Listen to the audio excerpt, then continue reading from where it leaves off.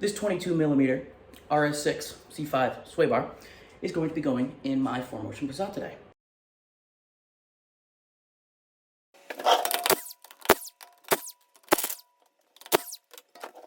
With our wheel off, we're able to come underneath the car and see where our sway bar comes and mounts to the lower control arm. We can also see the brackets that hold it to the rear subframe. For this car, we're gonna have to take the exhaust off in order to pull that out.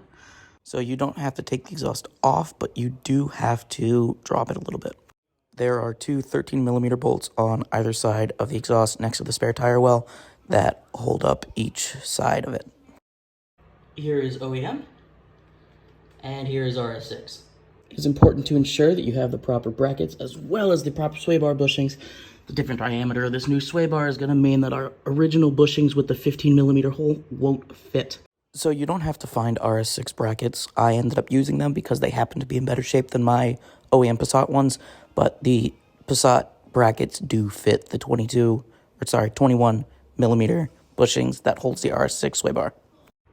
Once you fight with the car for 20 minutes and aimlessly pull on the exhaust, try not to break a brake line in order to jam this new sway bar up in here, you're going to then situate it so that you can put your new brackets and bushings in. Another important note that I just learned, this bracket on the OEM one will go on the left side, towards the outside of the car, of this little nub. When you're doing this swap, the narrower body of the Passats means that you have to put this on the inside of this bump. You do need to mount the sway bar on the outside of the end links because it is wider. This is what it looks like when everything is buttoned up.